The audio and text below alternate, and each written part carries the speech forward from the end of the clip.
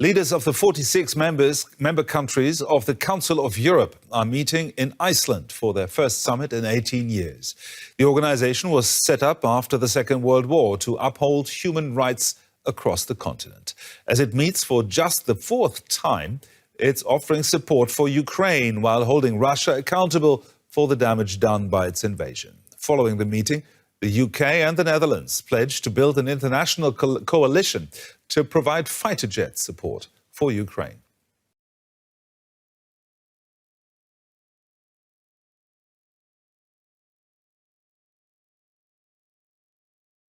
The biggest barrage of Russian missiles in weeks raining down on Kyiv. Ukraine's air defences working in overdrive, lighting up the night sky in videos circulating online. Falling debris causing fires on the ground. Russia firing a wave of 25 ballistic and cruise missiles, some of them hypersonic. The Ukrainian military claiming it shot all of them down. And news tonight that an American Patriot air defense system suffered some damage in the attack.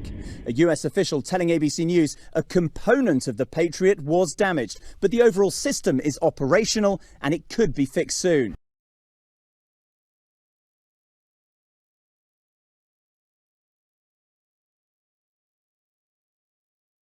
South Africa's relationship with Russia is once again in the spotlight this Monday after Russia's defense ministry announced Pretoria's army chief was in Moscow to discuss military cooperation.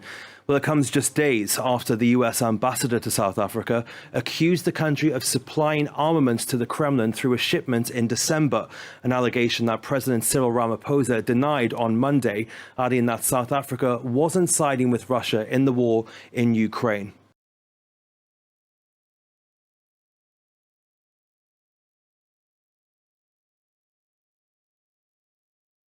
This morning, police investigating the deadly mass shooting in Farmington, New Mexico that left at least 3 people dead and 6 others injured, including 2 police officers. The suspect, an 18-year-old male, seen in this video, lurking around the crime scene with a firearm in hand. Officers say he fired at least 3 different weapons, including an AR-style rifle.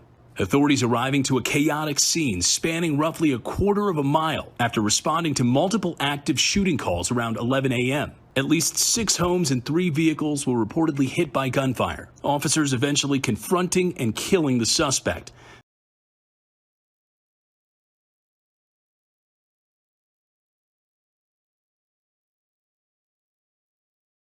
The use of the death penalty is exploding around the world. The number of people executed in 2022 spiked to its highest level in 5 years. That's according to Amnesty International. The group's annual report on the use of capital punishment found China continues to execute thousands of its citizens every year, though authorities don't disclose official data. The second worst offender was Iran. Authorities there executed 576 people, up more than 80% on the previous year. Saudi Arabia came in third with 196 executions, a 200% rise.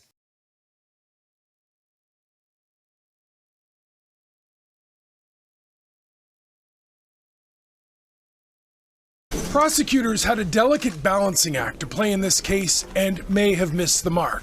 The severity of the sentences, some have said, don't match the seriousness of the crime. They blame a controversial plea deal struck with the thieves.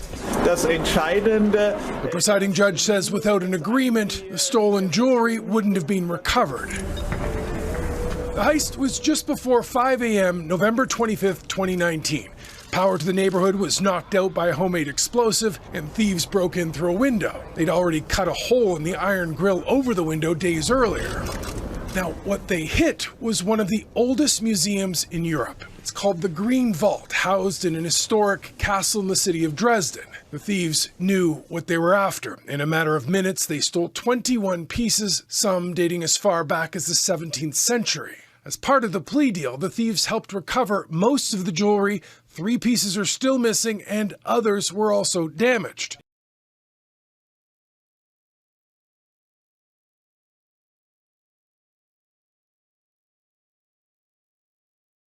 Chinese state media reports said that a fishing boat operating in the Indian Ocean has sunk and all 39 crew members on board are missing. Broadcaster CCTV said that the sinking happened at around 3 a.m. local time on Tuesday. Reports revealed that the crew in the Chinese fishing boat included 17 from China, 17 from Indonesia, and 5 from the Philippines. Chinese President Xi Jinping and Prime Minister Li Qiang have ordered Chinese diplomats abroad and the Agriculture and Transportation Ministries to assist in the search for survivors.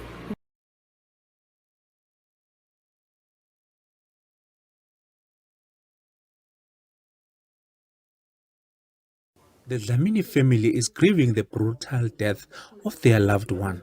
49-year-old Thembinkosi Dlamini, a married father of 3, was one of the 4 victims who was taken to hospital after the attack. He, however, suffered severe burn wounds and died in hospital on Tuesday. Police say the attackers entered a house on Sunday night where 15 men were gathered. They apparently inquired where the owner was, but when they were told that the owner wasn't at the property, the suspects, who were armed with rifles, are said to have ordered the men to strip naked before dousing them with a flammable liquid and set them alight. Police say they then locked the house